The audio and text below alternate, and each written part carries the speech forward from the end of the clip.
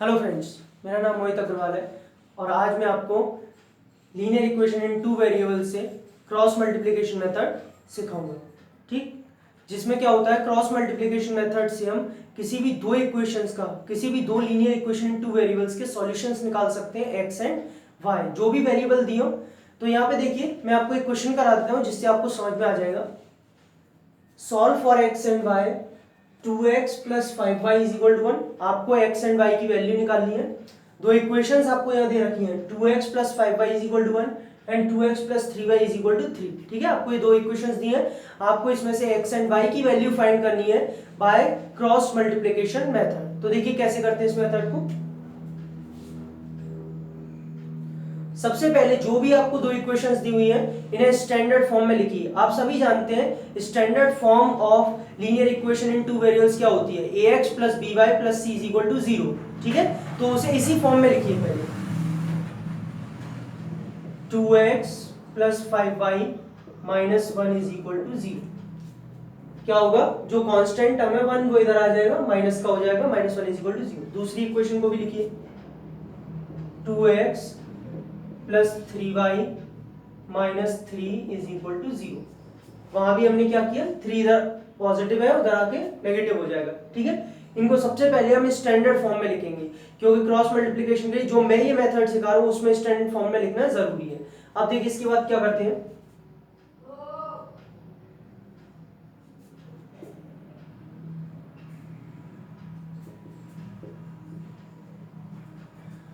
x upon minus y upon 1 upon mean, पहला variable x का लिया मैंने, दूसरा y और तीसरा, क्योंकि कांस्टेंट टर्म है तो कांस्टेंट के लिए हम 1 लेते हैं वहां पे। ठीक है, अब आप सोच रहे होंगे y में आगे आपने माइनस क्यों लगा, यस, इस मेथड में y के आगे हम माइनस लगाते हैं, इसका रीजन मैं आपको भी बताऊंगा आगे।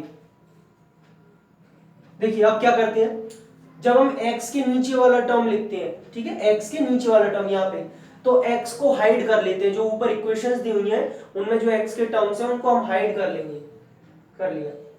ठीक, फिर y का यहाँ पे कोफिशिएंट क्या है, 5, कैसा, प्लस का 5, यहाँ क्या है कांस्टेंट, -3, मल्टीप्लाई करेंगे 5 इंटू -3 कितना, -15। ठीक है, समझ में आया। फिर से एक बार बता देता हूं, x के नीचे जब हम लिखेंगे तो x के टर्म को हाइड करेंगे, छुपा देंगे x के टर्म को, और पहले क्रॉस मल्टीप्लाई करेंगे ऐसे डायगोनली, 5 इंटू -3 कितना, -15, बीच में आता है माइनस, ये फॉर्मूले में आता है, बीच में माइनस आएगा, प्लस 3 इंटू -1, फिर पहले ऐसे किया था, अब ऐसे मल्टीप्लाई करेंगे, 3 इंटू -1, 3 इंटू -1। क्लियर। अब y का देखिए, y का भी सेम है, जब y के टर्म को निकालेंगे तो y के टर्म को छुपा देंगे, छुपा दिया, 2 इंटू -3, 2 इंटू -3, क्रॉस मल्टीप्लाई करेंगे, पहले इधर करते हैं left to right, main diagonal जो होता है ऐसे, फिर बीच में माइनस आएगा, उसके बाद 2 इंटू -1।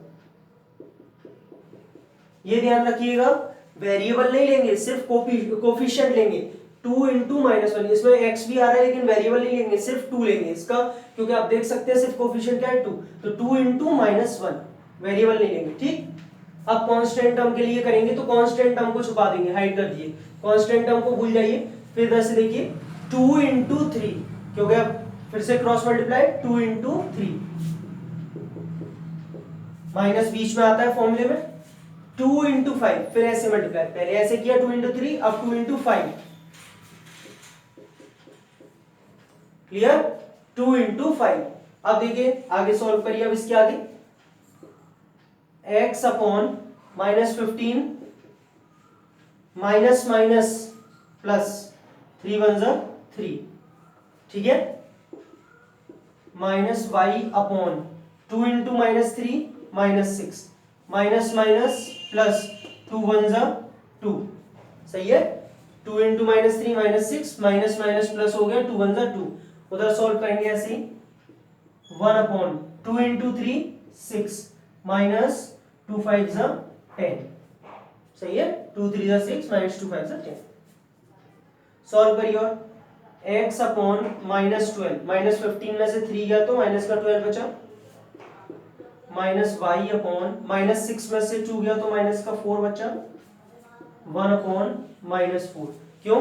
6 में से अगर 10 गया तो माइनस का 4 बचा। ठीक है, अब सबसे पहली चीज जो मुझे बतानी थी, आप सोच रहे होंगे भी माइनस ही आपने क्यों लगाए थे, यहाँ पे प्लस, ये भी प्लस, लेकिन y माइनस का क्यों? देखिए अगर आप यहाँ पे y माइनस का नहीं लगाते तो आपको y वाले टर्म में जब मैंने y छुपाया तो उल्टा मल्टीप्लाई करना पड़ता, पहले ऐसे फिर ऐसे, तो उसको ध्यान रखना पड़ता है, थोड़ा याद रखना पड़ता है, नहीं रखा तो गलती हो जाएगी। इसीलिए यहाँ पे पहले ही माइनस लगा लीजिए तो आपको दिक्कत नहीं है। तो आपको जब भी तीनों टर्म्स लिखनी है यहाँ पे जो मैंने लिखे थे नीचे, तो सब में एक ही डायगोनल चलाना है, यानी कि x को निकाला था तो x को छुपाया था तो पहले मेन डायगोनल, इसे मेन डायगोनल कहते हैं, लेफ्ट टू राइट, पहले ऐसे फिर ऐसे, इसके लिए भी पहले ऐसे मल्टीप्लाई किया फिर ऐसे, इसीलिए यहाँ पे माइनस लगाया जाता है। फॉर्मूला पहले ही लगा लीजिए तो गलती नहीं होगी। ठीक, अब आगे सॉल्व करेंगे। देखिए माइनस से माइनस कैंसिल हो गया।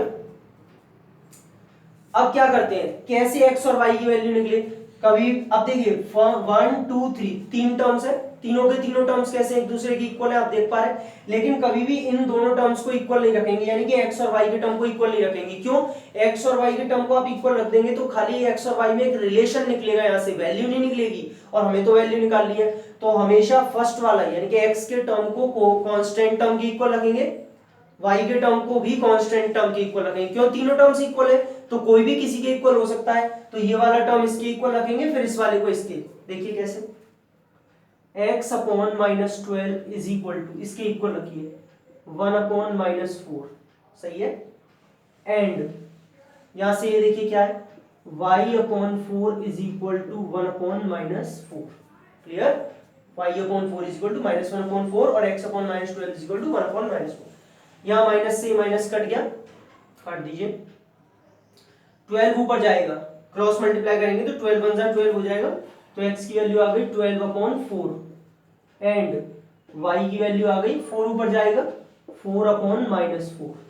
ठीक, तो यहां से कैंसिल होके x कितना आ गया 3, x कितना आ गया 3, 4 से 3 टाइम्स कट गया ना 12, एंड y कितना आ गया -1, ये भी कट गया, 4 से 4 कट गया 1 टाइम, और माइनस पहले से लगा हुआ है तो -1। क्लियर? तो x की वैल्यू आई 3 और y की वैल्यू आई -4। ऐसे करते हैं क्रॉस मल्टीप्लिकेशन मेथड। मैं आपको एक बार और समराइज कर देता हूं। देखिए सबसे पहले स्टैंडर्ड फॉर्म में लिखना है आपको, उसके बाद x/-y/1, ठीक, x y और कांस्टेंट, दो वेरिएबल और एक कांस्टेंट।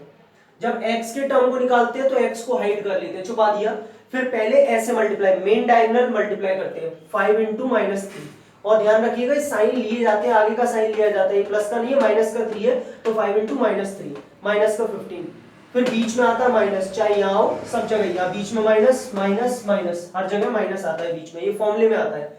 फिर ये मल्टीप्लाई हो गया था, x को छुपा करके इसका, फिर इसका 3 × -1, 3 × -1, ठीक है।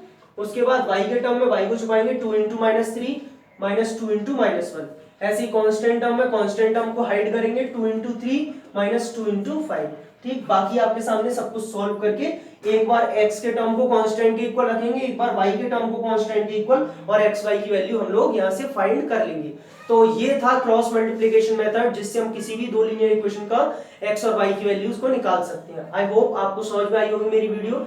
अगर आपको मेरी वीडियो पसंद आई तो please share, like and subscribe करना ना भूलें। Thank you.